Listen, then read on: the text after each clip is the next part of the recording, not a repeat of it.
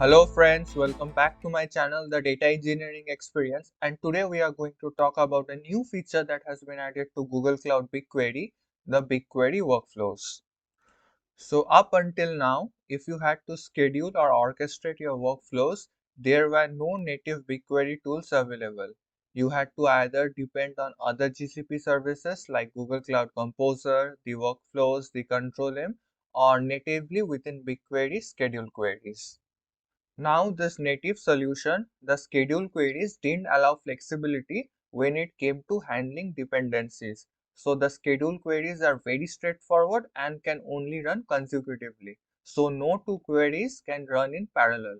Also, they had another major disadvantage. They were limited to BigQuery SQL queries, and you cannot schedule notebooks with those schedule queries. So, what is the solution? Say hi to BigQuery Workflows. So what are workflows? Workflows basically enable you to execute your code assets, be it in SQL or in a Python notebook. So it enables you to execute your code in sequence or on schedule and is powered by the data form. Another advantage is it's built into BigQuery, so you do not require any other APIs to run it. Another positive thing when it comes to BigQuery workflows is that it provides a good alternative to schedule queries, which I find it pretty obsolete. So what can you schedule with your workflows? So you can schedule both your Jupyter notebooks, which includes the Colab notebook itself. Also, you can schedule your SQL queries, which can include the stored procedures. Then how do you schedule your workflows? So you can automate the execution of code like at specific time and frequencies based on cron scheduling. You can also define the execution sequence for workflows which have multiple assets and dependencies.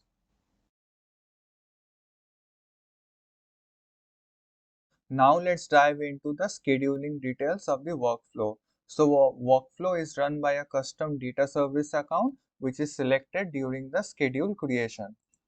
Then any changes that you make to the workflow, they are saved automatically. But to update any schedule with a new version of the workflow, you need to deploy the workflow first.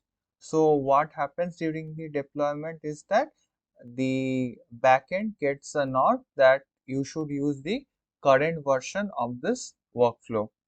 Then if you need to schedule workflows which has notebook in its coding assets, you should use a default runtime and the notebook outputs are written to a specific cloud storage bucket which you should select during the workflow creation. Now let's dive into the limitations of BigQuery workflow. First thing to highlight is that the solution is in its pre-general availability offerings and has limited support. The next major limitation is that you cannot add existing notebooks or SQL queries to a workflow, so they must be created separately. The next limitation is that you cannot share your workflow with other users. Then the next thing is workflows are only available from the Google Cloud Console itself. Then the region for storing a workflow cannot be changed once you have created the workflow. The last but not the least is that currently a task in a workflow does not support dependencies from two or more upstreams. Now let's move on to the BigQuery Studio. There I will show you how to author a BigQuery workflow and set up its dependencies. So right now we are in the BigQuery Studio. So let's get started. We will create our first BigQuery workflow. So first click on this drop down, select workflow, click on get started, then add tasks. First our task would be a query. Let's edit this query. So we will load a file from this GCS bucket into BigQuery. So we will use the standard loading procedure. We will use load data into statement. From files we will keep the format CSV. The URI is the same as this URI, which I copied from here. So this is the same URI. I will skip the leading rows. I will allow jacked rows and I will ignore the unknown values. And I will rename this part as BigQuery data. So let me save this query. Fine. We will also test it out whether this file loads the data or not. So you can see it has successfully created this table. So let us also look at this table. Let us preview it. We can see that it contains data of Fortune 500, I guess it's 1000 companies. It has the sector, the rank, the industry which it belongs to, the revenue of that company, the profits, and the employees. So let us query this table to get more insights. So let us check distinct sector.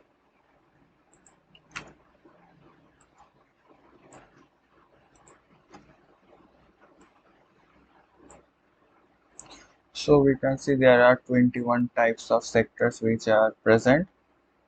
We will select maybe the telecom sector here.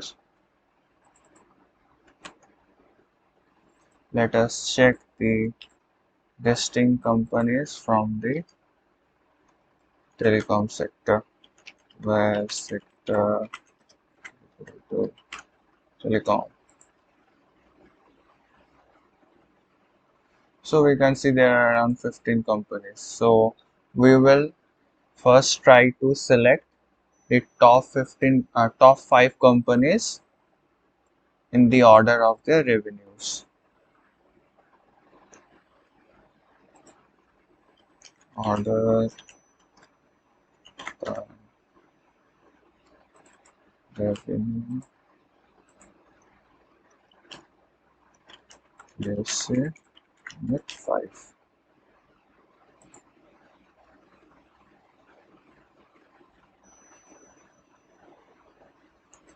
So we got the result. So what I will do is I will create a table and store this data. Create a replace table. I will use the same data set, top 5 telcos.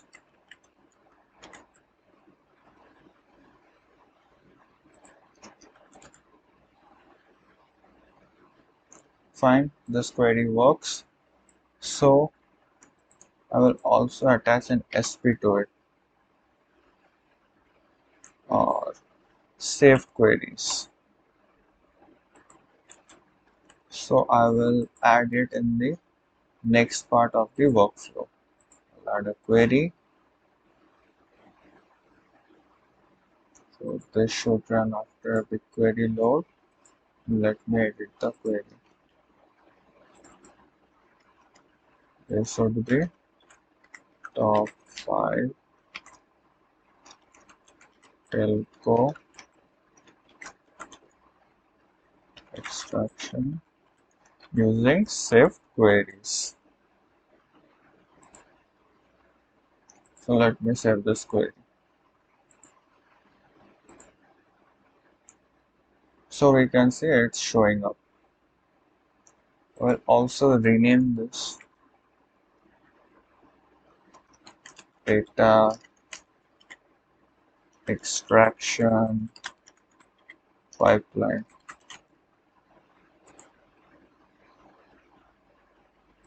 So this looks good. So let us also try to attach a BigQuery notebook to it. So let us add task notebook.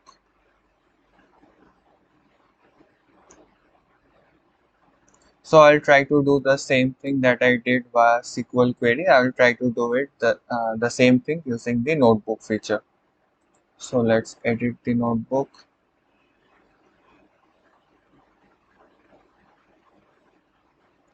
Let us connect to a runtime.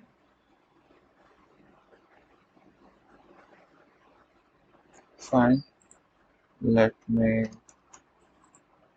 dismiss it and copy paste this code.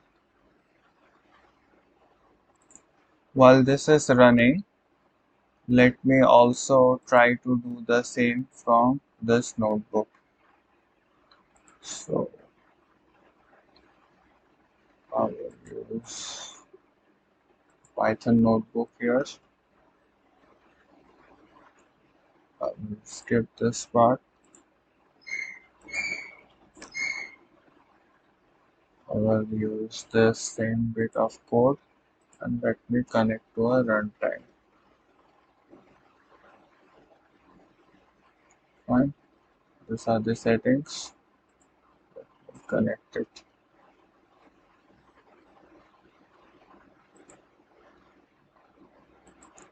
So fine. It has connected.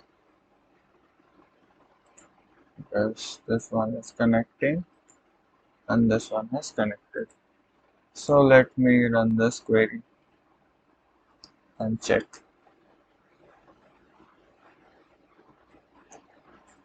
So this has run successfully. Now let me use Gen AI and do the same thing that we did earlier. I will use this one, find top 5 companies from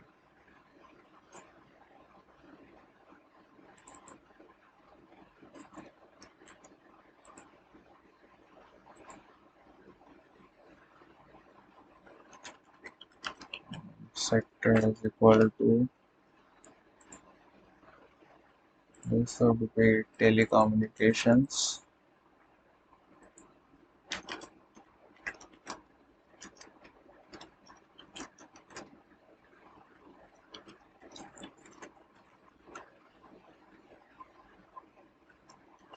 The result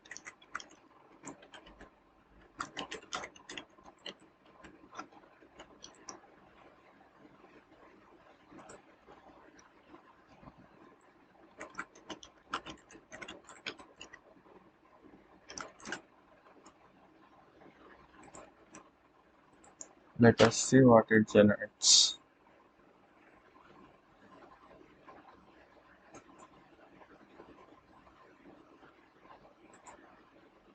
Let us check the result.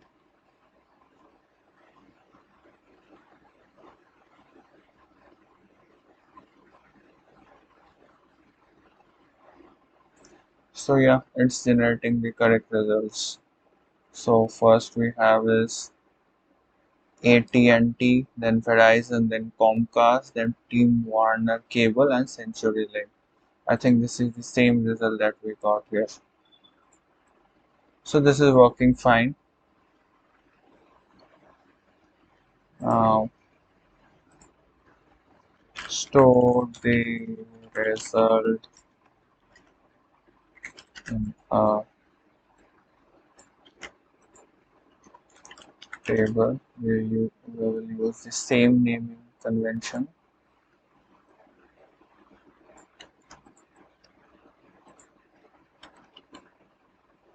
But we will not use stored queries here. We will use Python notebooks, PT.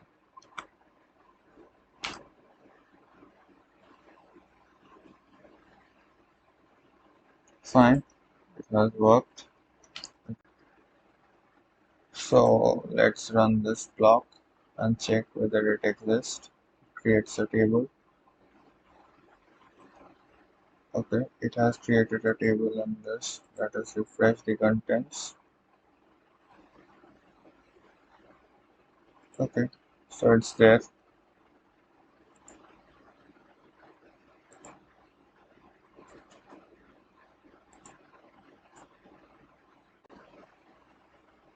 Now let us integrate the same code in the notebook itself. So this was the notebook that I had created. So this is the runtime. Then I had this piece of code,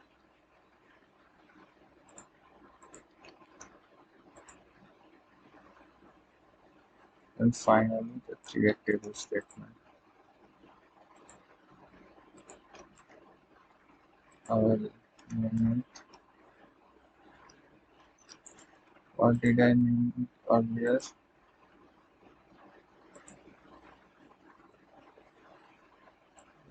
Just name it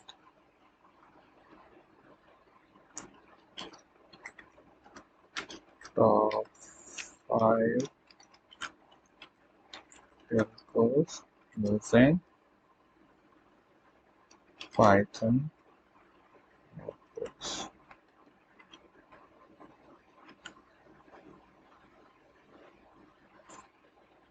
And save it. So this block is saved.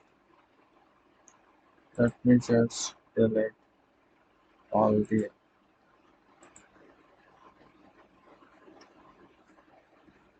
blocks, those are not required.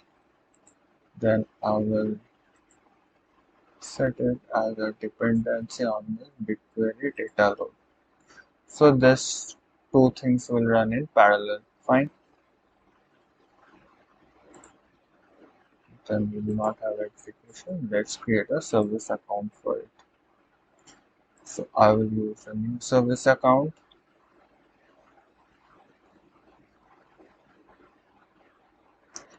We will name it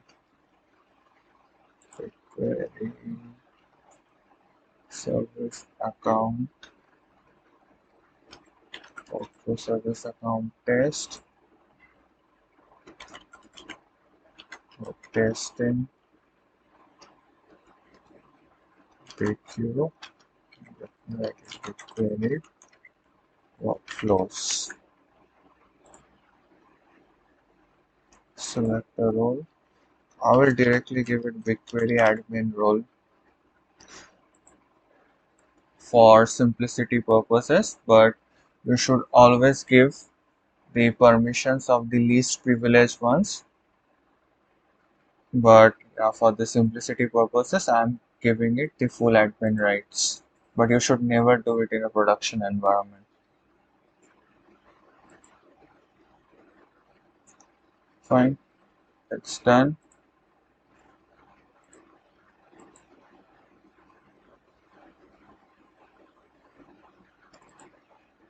Okay, it's not showing up for some reason.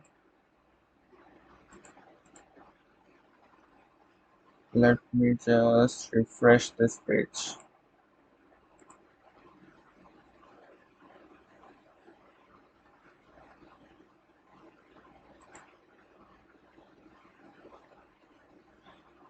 So settings, service account. So yes, this is showing up. It will check for permissions. So if some permissions are not there, you can grant them at runtime. I will select it to be a multi-regional with US. I will also give it a simple test bucket. I have already created this bucket beforehand, so I'm giving it. So if you want, you can create a new bucket and give it all the permissions. Fine. If there are any tables here, let me also delete this table so as to avoid any conflicts. So it's done. I see no errors. It's compiled. Let's test it. So I got an error. So we have the error here. It says that there are IAM roles which are required, which is either the storage object viewer or the storage object creator role, which is absent. So let's get back to IAM and give it the permissions that it requires. Storage object. Let me give it the admin role itself for simplicity purposes. But again, you should not give admin roles to any user. You should always follow the principle of least privilege. So let us save it for now. So once it's there, let us refresh it and run it again.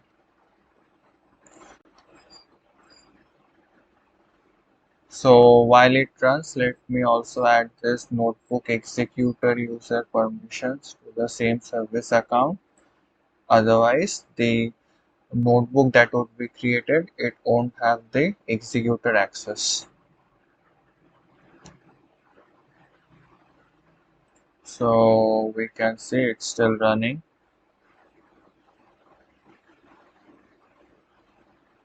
We will check again when the execution is complete.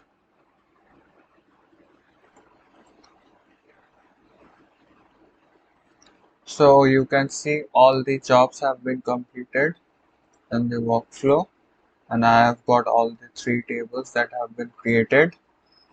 There are few issues that I encountered. Mostly it's because of the quota exceeded error that I was getting, because I'm using a free service. And yes, you might get this quota exceeded error, but that is not due to any functionality issue, but this is due to the limited functionality that I have while I'm using this free trial status. So if I look at this table which has been generated via SQL, I can see this data. Let me also using the Python notebook itself. New tab. If I preview it, it also contains the same data.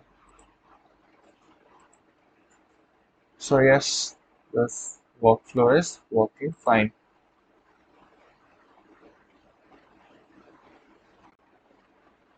Now if you want to schedule the workflow, you can use this option. You can schedule name, BigQuery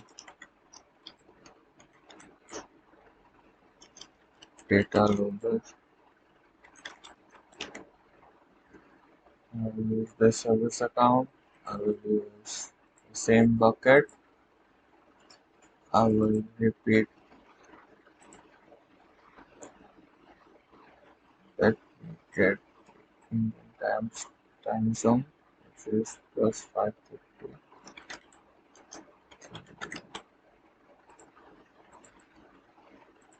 I will run it at 6 a.m. 6 a.m. and create the schedule. So